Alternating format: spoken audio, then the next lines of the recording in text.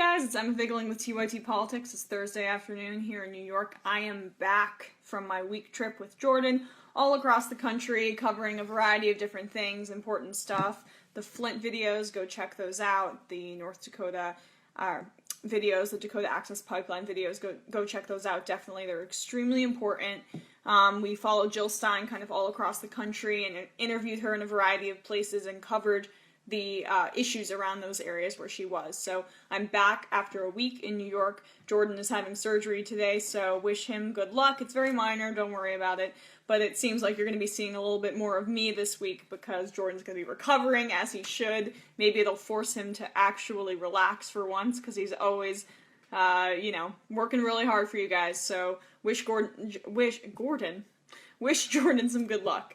But obviously I wanted to talk about the presidential forum last night on NBC, which was a disaster.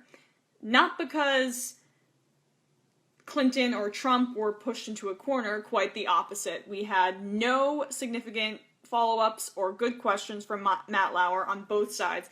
Yeah, the mainstream media and the talking heads are going to focus a lot on how Trump got away with everything. But I also want to focus on how Clinton got away with a lot of the questions that were asked of her, even though he was, I think, tougher on her, which is just such a joke. I mean, it's all relative. He wasn't tough on either of them, but I wanted to go through this, talk about the stuff that stuck out to me. We already started off ridiculously. NBC begins with jingoistic music about the war prowess of our country, and Matt Lauer tours through missiles as the patriotic music blares. I thought that we were once again in Olympics coverage, where it was just a giant America masturbation fest. I was gonna censor myself, but this is TYT, and I don't really mind doing that. So anyway, he starts off with Hillary Clinton. Again, I want to do a disclaimer. If I say she has a good answer for something, that doesn't mean I necessarily agree with her. I'm focusing on what might be effective policy-wise and politically in terms of how it comes across to the American people. So, first impressions from a political standpoint, foreign policy is where she excels in the views of Americans. So she looks strong often. She has a unique ability to look war hawkish and strong, and people like that. Even though progressives don't like that, foreign policy is her strength. She was there in the Situation Room when Osama bin Laden was killed, and all of that stuff. That looks good for her. So this is kind of her home turf, essentially. We may not agree with the strength and how she exudes it through interventionist foreign policy, but there it is in terms of how those optics look to the general American voter. So, my personal tastes, I cringe at the element of fear-mongering that she inserts.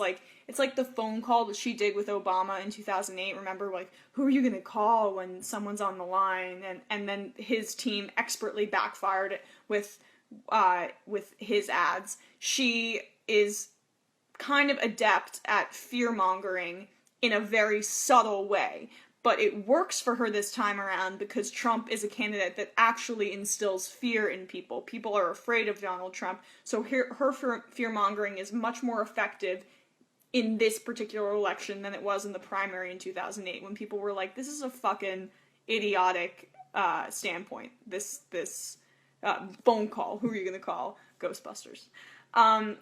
So she starts off talking about her own temperament as her opening statement. This is been her theme throughout the election. Temperament is her buzzword. She loves talking about her own temperament because Donald Trump is a wild card, and it contrasts her kind of stillness with his erratic behavior. I've had the unique experience of watching and working with several presidents. And these are not easy decisions. If they were, they wouldn't get to the president in the first place. And when you're sitting in the Situation Room, as I have on numerous occasions, particularly with respect to determining whether to recommend the raid against bin Laden, what you want in a president, a commander-in-chief, is someone who listens, who evaluates what is being told to him or her, who is able to sort out the very difficult options being presented. You're talking about and then judgment. Makes the decision. That's right. So judgment is a key. Temperament and judgment, yes. Temperament and judgment, she replies. So he asks about judgment. She goes, temperament. Remember, that's the buzzword that my team was prepped with. That's the focus groups. They all say they like the term temperament. I'm going to remind you. And Lauer goes on with the questions. I had high hopes kind of at this point because he seemed to be going in a better direction, going after her email server, but they soon begin to come crashing down. Clinton continues to mince words on classified. So she said she really gives a specific excuse for her email server stuff. I have a lot of experience dealing with classified material, starting when I was on the Senate Armed Services Committee, going into the 4 years as Secretary of State. Classified material has a header which says top secret, secret, confidential. Nothing, and I will repeat this, and this is verified in the report by the Department of Justice.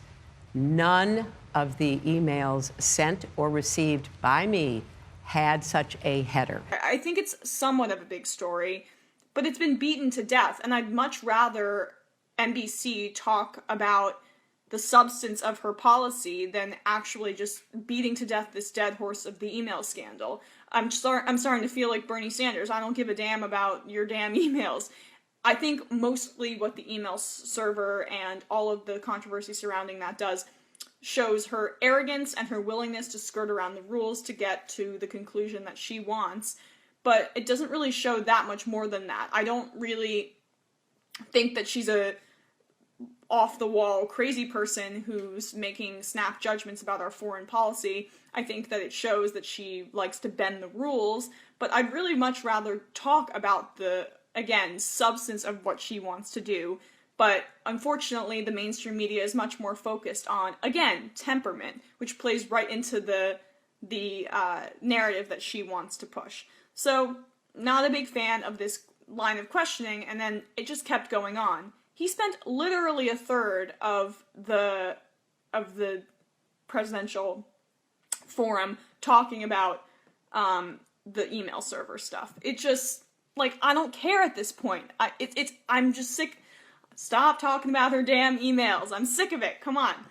Then, after 10 minutes of that, we get to the war in Iraq. Okay, second easiest question that you could have asked at this point. Most beat to death question out there. I'm hoping he has a different angle. I'm hoping that maybe he'll weave in the foreign donations from Saudi Arabia in terms of talking about the Middle East. Anything about the Clinton Foundation. We'll see if he did. Do you guys have an idea of where this is going?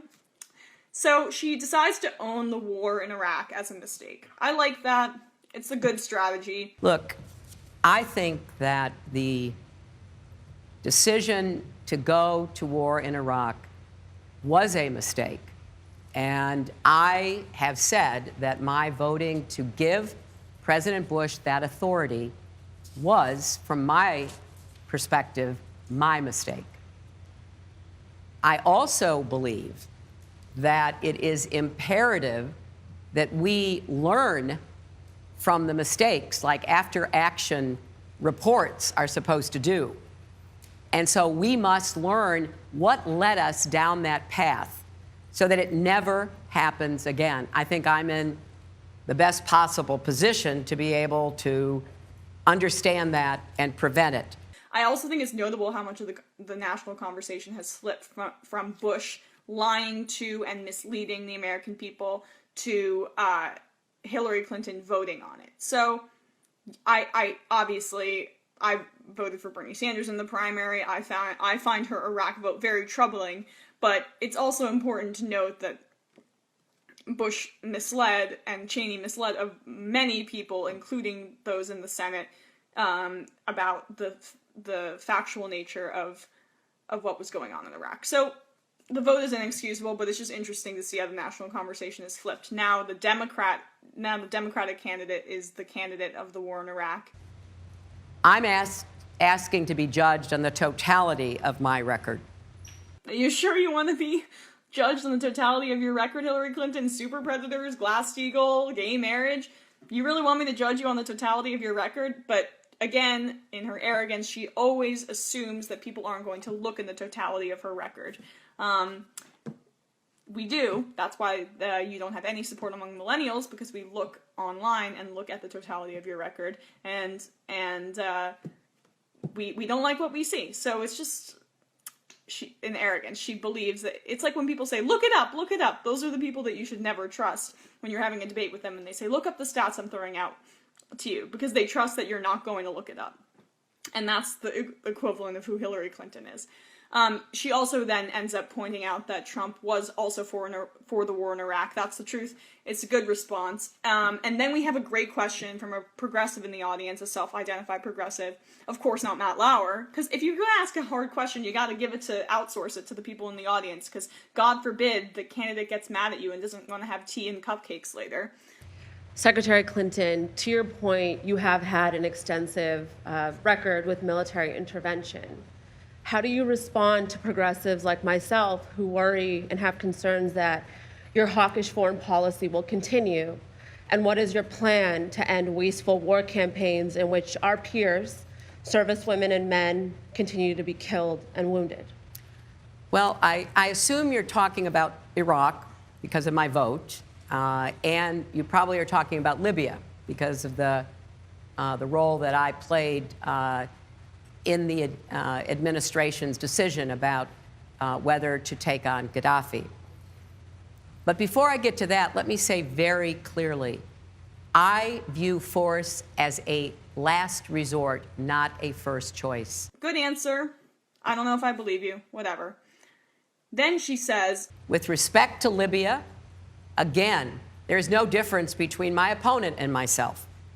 He's on record extensively supporting intervention in Libya when Gaddafi was threatening to massacre his population. So first she says there's no difference between me and my opponent on Libya, and then she still defended her action and said Libya was the right decision. So kind of confusing messaging there. Are you saying that Trump is also right about Libya? As a progressive, we didn't really get much of an answer there. Then the Iranian nuclear deal was the next topic, by the way. Lauer spent a huge bulk of the time talking about Iraq and the email server, things that have already been beaten to death, and I'm like, where is the Clinton Foundation questions? Where are they? That is so important. It is the biggest issue right now in terms of her presidency. The email server stuff was happening months ago. Can we please just shut up about the email server stuff? I don't care that much anymore. Journalism is bringing new topics to the forefront and maybe catching her off her talking points. She was expecting those questions, of course, because they're the questions she's most frequently asked. Anyway, she's asked about the Iranian nuclear deal. I'm on record loving this deal. I think it's one of the best things that Obama has done in his presidency. His administration was able to stop the nuclear program to the best of our ability. Basically gave nothing to the Iranians in return, except for unfreezing their assets. The right has tried to say that we were paying them money. That's untrue. And Clinton wasn't in office as Secretary of State then, but she did lay the groundwork for this deal, so I think that it's very appropriate that she takes credit for it. But unfortunately, the American people hear Iran and they freak out, and it's not really a great political capital. Doesn't have a lot of political capital for her to say, oh, I did the Iran deal. People don't really know what it means, and they think, oh, you're making a deal with our enemies? Like, shut it down. No. So, even though I think, ironically, it's one of the better things she's done and participated in, it doesn't really have a lot of good things for her politically. So, we have to defeat ISIS. That is my highest counterterrorism goal.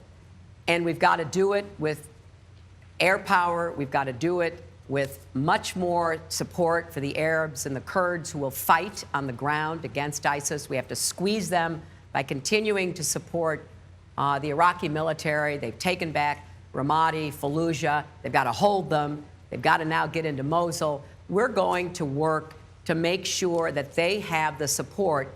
They have special forces, as you know. They have enablers. They have surveillance, intelligence, reconnaissance help. They are not going to get ground troops. We are not putting ground troops into Iraq ever again, and we're not putting ground troops into Syria. And if Matt Lauer was a competent interviewer, he said, what about Afghanistan? You and Obama said that you were going to withdraw the troops, and in some ways you have increased the troop presence and not withdraw in the way that he said he would. The timeline was completely abandoned when he became president.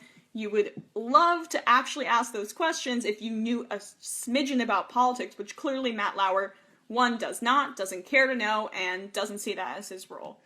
I am fast running out of time. I want to get to one that concerns just about everybody in this country, and that is terror attacks on our soil. Right. No Clinton Foundation's questions. Not one.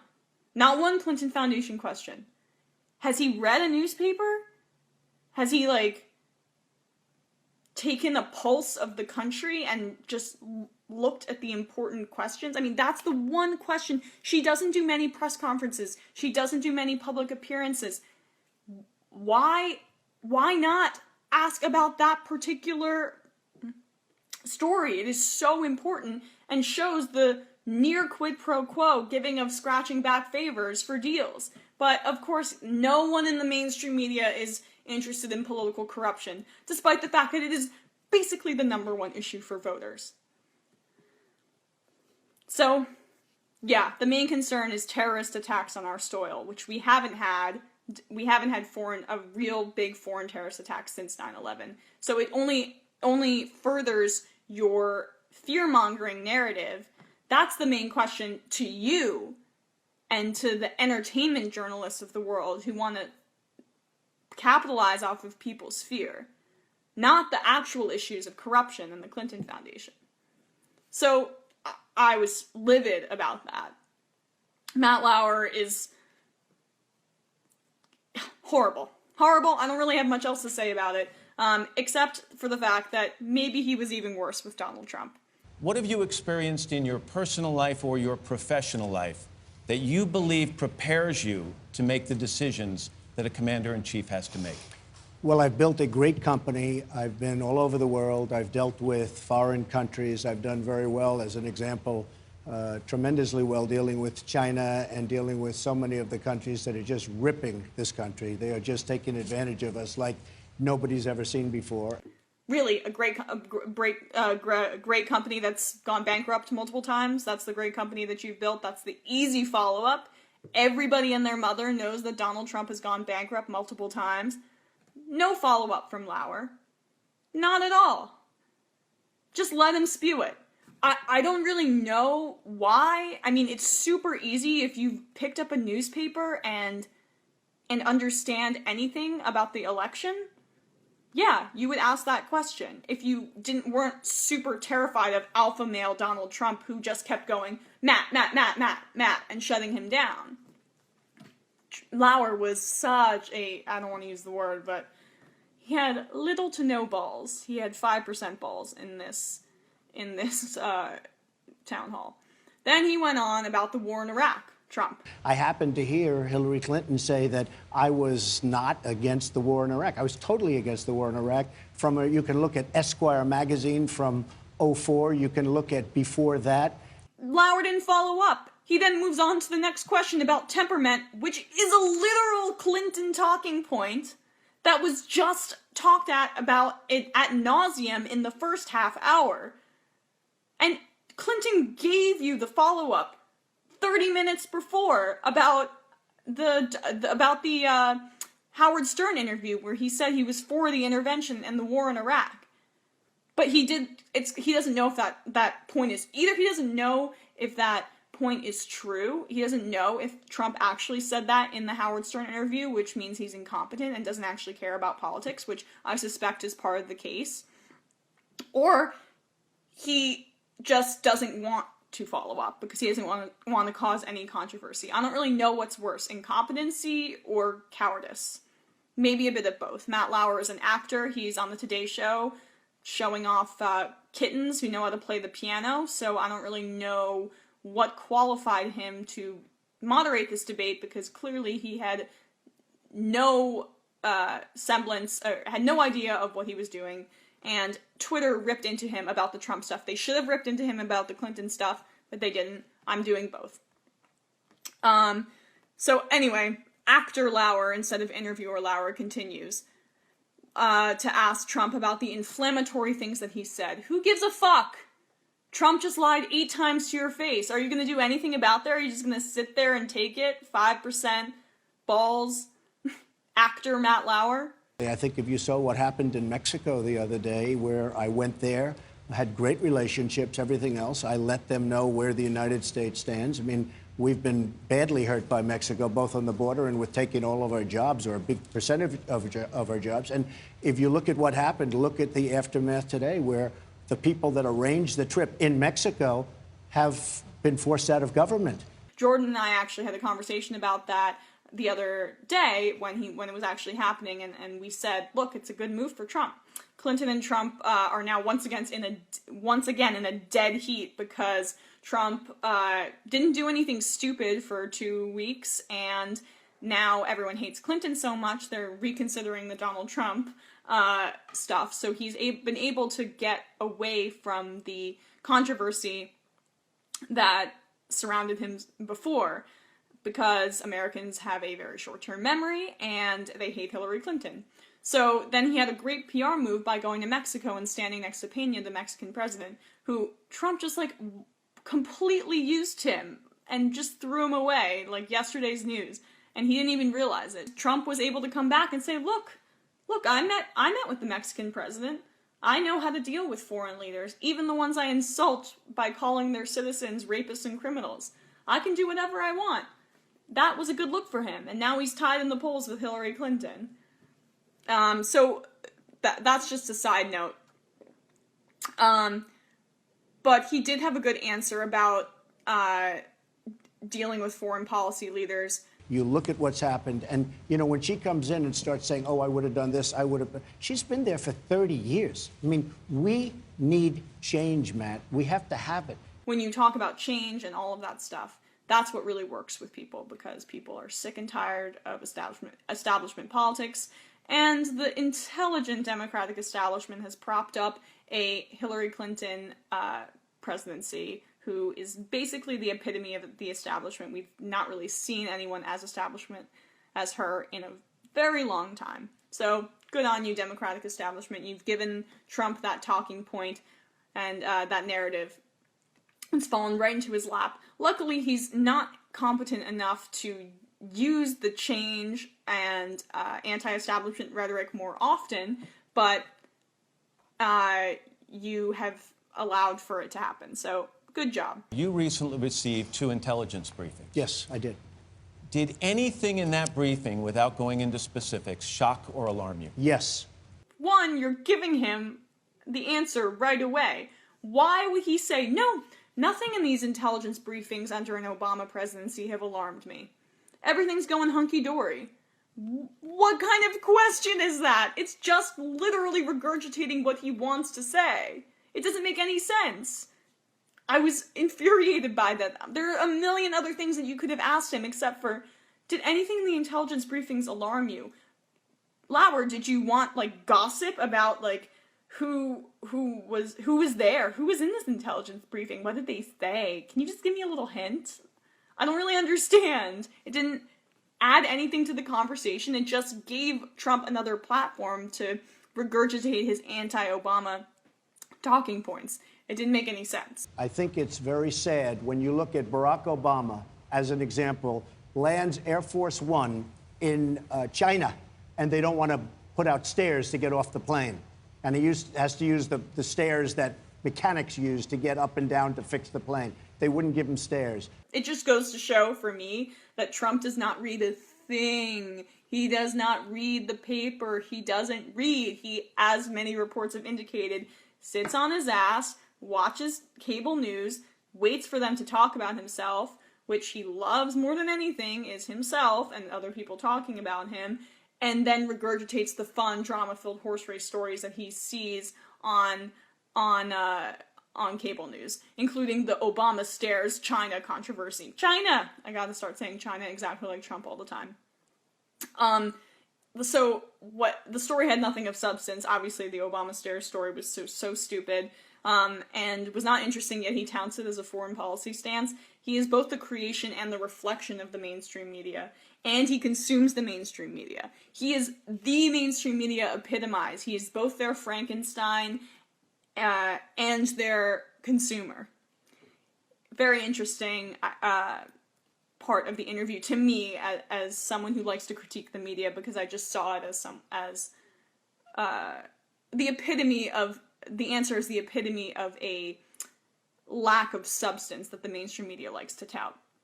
Another small moment, I don't want to say that everything Trump did was bad. A Republican female veteran, female Republicans, what are you doing? Asked Trump about suicide among veterans. Mr. Trump, I wanted to ask what your plan will be to stop 20 veterans a day from killing themselves. And actually, it's 22, and it's almost impossible to conceive. That's a good point by Trump, or a good moment for him correcting her and saying it's more, and it made him actually seem like he was prepared and sympathetic to things that he never is, because he's maybe a sociopath, kind of a narcissist. And it was a small moment that people will remember from a political analysis standpoint. Then there was a question about sexual assault in the military, and Trump had a horrible tweet about what do you expect when you put men and women together. That was in 2013. Then he doubled down on that tweet, said it was correct, no follow-up from Matt Lauer. Right after a Republican woman from the military had spoken. Then, in the worst part of the Trump section for me, Matt Lauer, his second to last question was, so many of the issues that we've talked about with you, Mr. Trump, tonight, and Secretary Clinton are so complex that even career military people and career diplomats and politicians have trouble getting their arms around them. Right. You've had a very different background in business. So nobody would expect you to have taken, over the last 20 years, really deep dives into some of these issues. But I'm curious about what you're doing now. What kind of research are you doing now? What kind of homework are you doing? What kind of things are you reading as you prepare for the day in 2 months where you might be elected the next president of the United States? What? Why are you doing that? Why are you making the case for him? Why are you giving him an out for all of the shitty answers he's had in this debate? I'm literally like, I was out of my chair for the second time. No Clinton Foundation questions, and then you're regurgitating or helping Trump. Trump doesn't have talking points, mostly. He's super unprepared. So why are you manufacturing them for him, Matt Lauer? And then it ended. No questions about the Khan family, none about Hillary Clinton, the Hillary Clinton Second Amendment comments where you insinuated that she should be assassinated, nothing about those controversies that made him take a nosedive. That was it. I don't know. I honestly don't know if Matt Lauer just doesn't know. Like, I think that a 12-year-old could have done a better job. I don't think he knows. I genuinely don't think he knows anything about what's going on in the news. He wakes up at 5 a.m., does the Today Show, where he giggles with Al Roker, and they talk about, is there 2% fat in this latest candy? I mean, I don't really know. Like, why would NBC think that this guy was a viable person to put out there? And it just is concerning as a president to me for the rest of the presidential election, because we have two candidates who need their feet held to the fire so badly. They're two of the most unpopular candidates in the history of this country, and there's reason for that. It's because we have a really shitty issue with our primary system, where it allows for candidates to be propped up that don't necessarily deserve to be, and then, I don't really want to get into those issues right now, but that means that when the general election rolls around, they have to prove themselves to the entire country. And they both have a really horrible job of doing that. So that means that you, supposed journalist Matt Lauer, are supposed to expose those problems and then present the questions that the American people have about those candidates, and they have 8 million, to them and challenge them on it. You are the vessel for which the American people are supposed to be able to you are the vessel for the American people and their concerns about those presidential candidates. That's what you're supposed to be. But instead of that, you are an actor.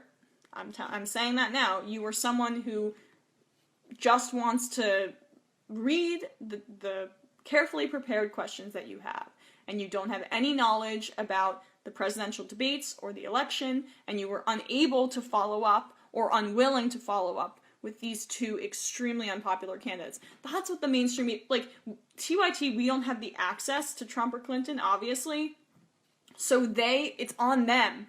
They are the vessel for the American people, because none of us have access to those people. We can't ask them. I can't call Hillary Clinton up and ask her about the Clinton Foundation. I can't call Donald Trump up and ask him about the Khan family comments. Whatever. That's why the mainstream media is supposed to be there. They're supposed to be able to voice our concerns. They're supposed to be our voice. And Matt Lauer is the voice of nobody. He's the voice of the elite. Played patty cakes with them. He did worse than play patty cakes with them. I mean, I haven't really... As much as I like to criticize the mainstream media, I like to believe that, or not like to believe, I believe, and it's obvious, that our criticisms are not reflected in other mainstream media journalists. They don't really see a problem with the day-to-day coverage, wall-to-wall, of Trump on CNN, but there has been a huge amount of backlash for Matt Lauer. And normally we don't like to do the same stories here on TYT Politics that a lot of people in the mainstream media are covering, but this was such an egregious showing by Matt Lauer that we just really needed to cover it today. And Chris Wallace, so the precedent for the rest of these debates is frightening, because Chris Wallace, who's supposed to be moderating the third debate, he's from Fox News, we don't expect much, but Chris Wallace is extremely low bar, by the way, but one of the better people on Fox News. He said, I don't view my role as truth squatting this week. But then what is your role? What is your role, Chris Wallace? I don't even know what truth squatting means, but he basically was trying to say, I don't need to truth tell as a moderator in a debate. Yeah, you do. Yeah, you do.